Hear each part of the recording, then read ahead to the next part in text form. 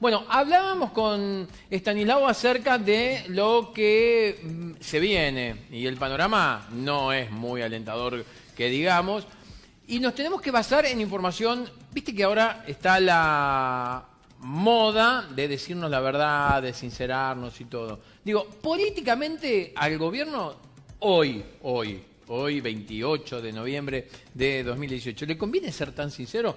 Digo, pasó algo con sincerarse con ellos y con el pueblo.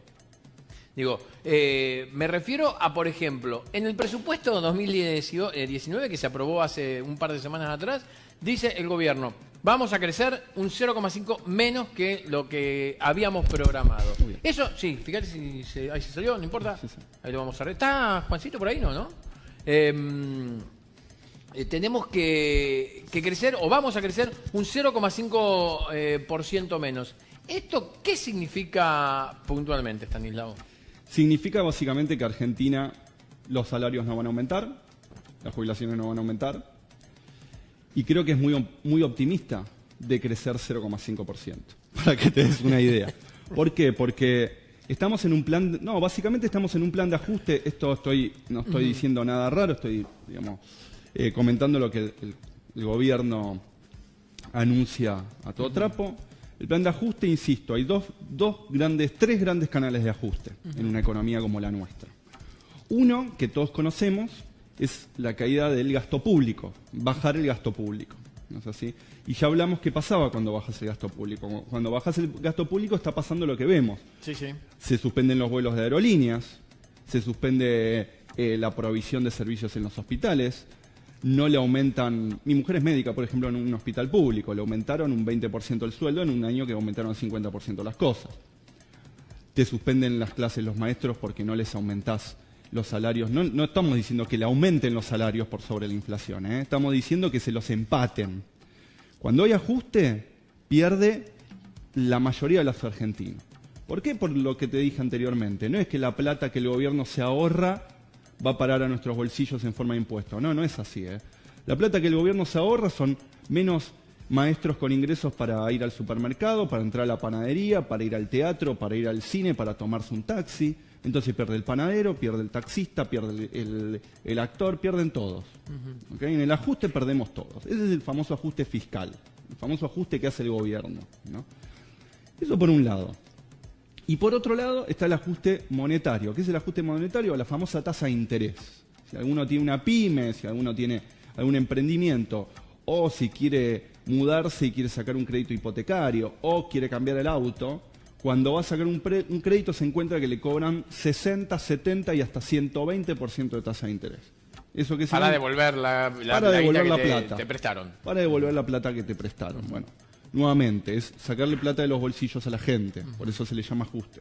Y finalmente tenemos la devaluación. La devaluación, aunque no nos demos cuenta, también es un ajuste. Porque cuando aumenta el dólar, bajan nuestros ingresos en términos internacionales. Entonces podemos comprar y eso genera inflación. El mecanismo es ese. Se devalúa, aumentan los precios y nuestros salarios no. Entonces nosotros tenemos tres lados por donde nos están ajustando. Nos están ajustando porque están bajando los salarios, el gasto público, los insumos, los programas, etcétera, etcétera. Nos ajustan. Porque vale aclarar algo también, ¿no? Me parece muy importante destacar que del gasto público hay del presupuesto nacional, hay mucho mito, ¿no? Uno piensa que el presupuesto nacional son todos empleados públicos, son todos ñoquis, son todos planeros. Bueno, eso es lo que se vendió, no solo para que un proyecto político gane elecciones, sino para avalar desde un sector importante de la sociedad este ajuste. Digo, me encuentro con gente habitualmente que dice, yo con tal de que no vuelvan, bueno, avalo que suba el dólar, avalo que echen empleados, ya van a conseguir trabajo. Más se da cuenta que se está achicando se achica cada vez todo, más. Exactamente, no van a conseguir trabajo porque se achica todo. Más de la mitad del gasto público, estamos hablando de casi un 60% del gasto público nacional, sí, son jubilaciones. Entonces, El otro 40 se divide entre los subsidios a la energía, al transporte, el ejército, la Policía Federal, Gendarmería, hospitales, salud, educación, justicia, todo el Parlamento, el Ejecutivo, imagínate. O sea, todo el Estado funciona con... El Estado, la gente que trabaja para el Estado Nacional debe ser el 25% del presupuesto. Los planes deben ser el 1%. Y el 60% son jubilaciones. Entonces, si quieren ajustar, ¿dónde van a ajustar? Le van a ajustar a los jubilados que este año perdieron más de un 15% de sus ingresos. Y vamos a ver qué hacen el año que viene. Por eso contaba hace un ratito cuando leíamos la información, hablábamos sobre los jueces que a partir de 2017 van a pagar ganancias. Digo, uno de los temas que también tiene que tratar la Corte Suprema de Justicia de la Nación el 15 de diciembre es analizar el planteo que hizo un jubilado, concretamente por el tema de la actualización, ¿no? Que presentó un amparo para que vuelva el sistema anterior de actualización jubilatoria, cosa que preocupa al gobierno, porque si un fallo, la Corte Suprema da como válida este reclamo del jubilado, se viene una catarata de reclamos que te la voglio dire, como dice mi amiga italiana. Absolutamente, es para todos.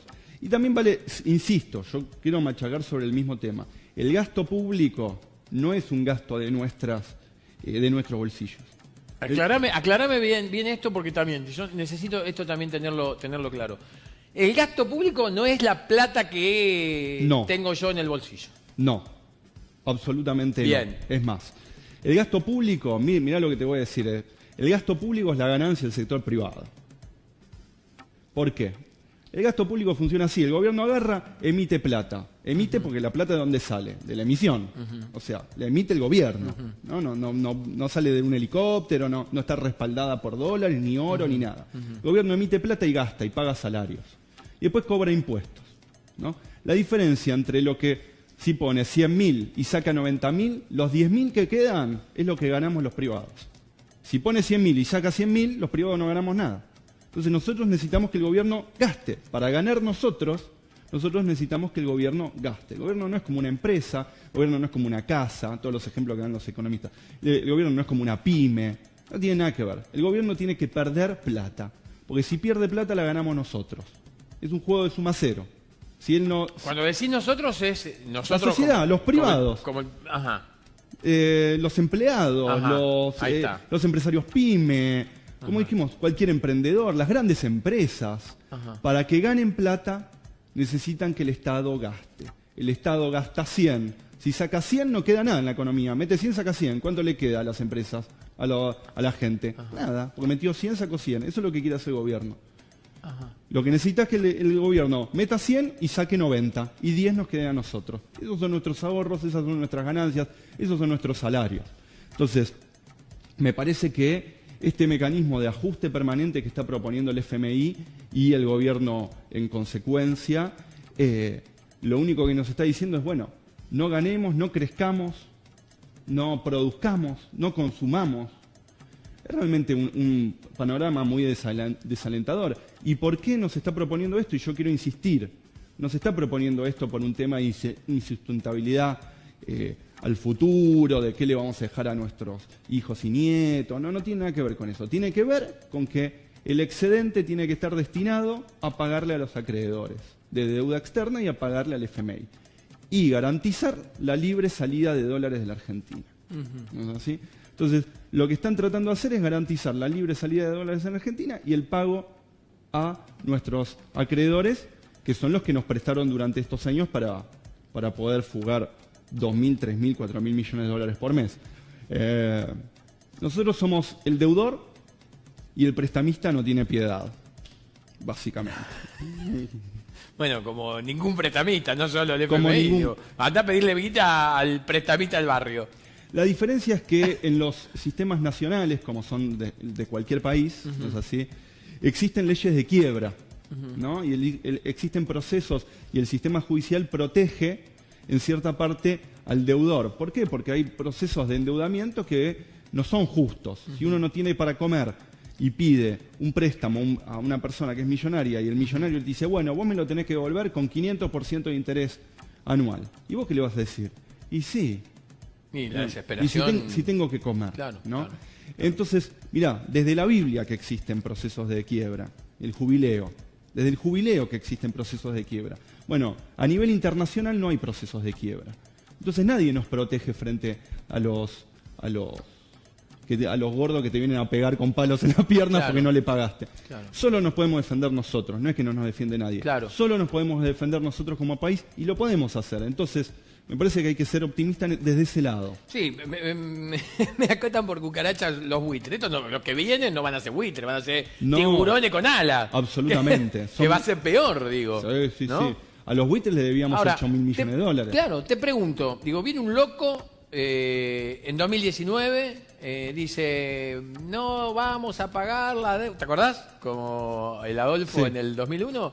No le vamos a suspenderle el pago de la deuda al Fondo Monetario Internacional. Le damos la llave, ¿no? Directamente, porque ya... No, en realidad es un proceso de negociación. En realidad uno tiene que esperar a nivel internacional, sea a nivel financiero, bancario o mismo empresarial, no tenemos que percibir que las relaciones económicas son relaciones armoniosas, ¿no? Donde nos sentamos todos en una mesa y charlamos.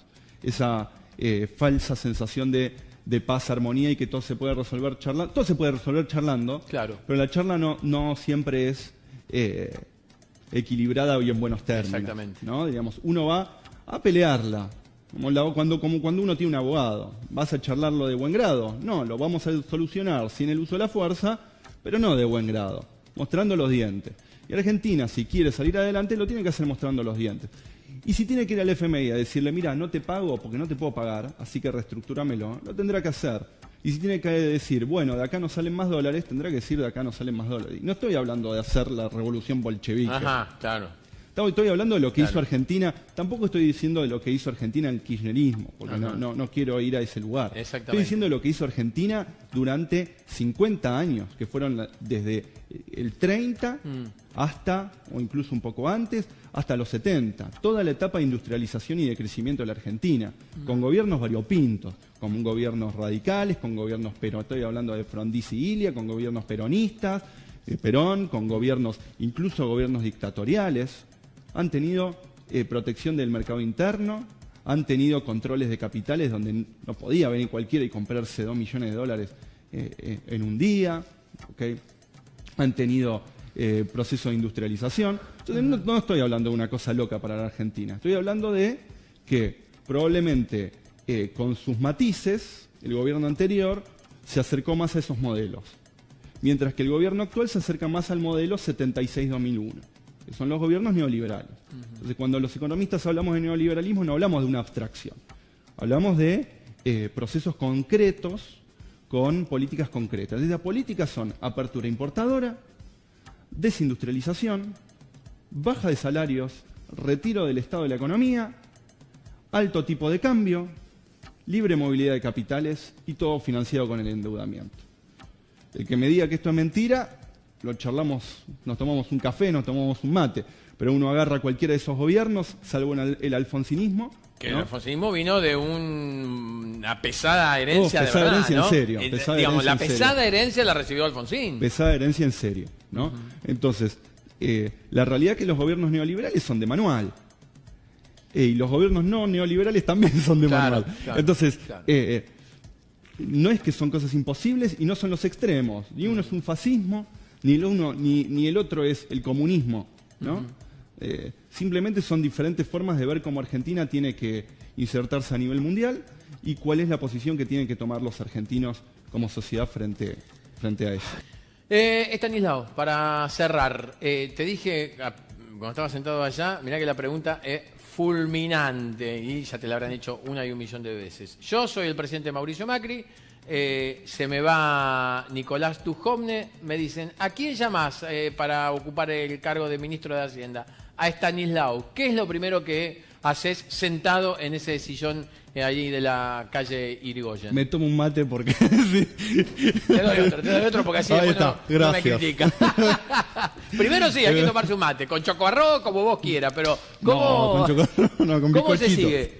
¿Cómo se sigue? Bueno, Argentina, como ya vivió estos procesos, diríamos, de fuerte endeudamiento y de apertura importadora, lamentablemente las recetas son recetas que ya conocemos. Tenemos que controlar los flujos de capitales, tenemos que controlar las importaciones. Eso nos va a permitir estimular el mercado interno y desarrollarnos. Eso, no hay duda de que hay que hacer políticas que están absolutamente... Mirá, para salir de la coyuntura y para salir de la macro, que siempre hablamos los economistas, con esas dos herramientas, que son las primeras que tendría que tomar el gobierno, para mi gusto es por donde hay que arrancar. Controlar capitales y controlar importaciones. Controlar capitales es que no se fuguen 2.000 millones de dólares por mes. Ponele el nombre que quieras. Controles de cambio, desdoblamiento cambiario, cepo, ponele impuesto al turismo, ponele el nombre que quieras, pero eso no funciona. El país así no funciona. Y lo mismo pasa con las importaciones. No puede ser que en un país donde producimos zapatillas y donde se está fundiendo una fábrica, abramos la importación al resto del mundo y le compramos zapatillas a los malayos que tienen esclavos que producen por chirola. Más allá de que está mal, además, éticamente ya va avalando un delito. Y después también, que el árbol no nos tape el bosque, en cuanto a que Argentina tiene cuestiones que se pueden solucionar sin mucho presupuesto y requieren más de políticas públicas que otra cosa, como por ejemplo el tema de la vivienda. ¿No es así? Argentina tiene un déficit habitacional muy grande, o el problema de la pobreza extrema, ¿no? Argentina tiene niveles de pobreza extrema bajos para lo que es Latinoamérica, pero altos para lo que es la historia argentina. Y eso se puede resolver con poca plata, y eso se puede resolver con políticas públicas concretas. Y eso me parece que es un déficit que tenemos en Argentina desde hace muchos años, y yo espero que cualquier gobierno que venga, o incluso este gobierno si toma un poco de conciencia el año que viene, se ocupe de resolverlo. Bien. Estanislao, por supuesto que las puertas de Argentinísima Satelital de País en Vivo están abiertas. La gente quedó encantada con la charla, muchos mensajes diciendo, hablando de la claridad en los conceptos que acabamos de vertir. Una hora, y no me llamó la gente. Eso es importante. Así que debemos estar medio. Te agradezco mucho y cuando quieras estamos dispuestos a recibirte y charlar. Esperemos que por lo menos un poco te equivoques en el pronóstico. Esperemos. Mirá lo que te estoy diciendo.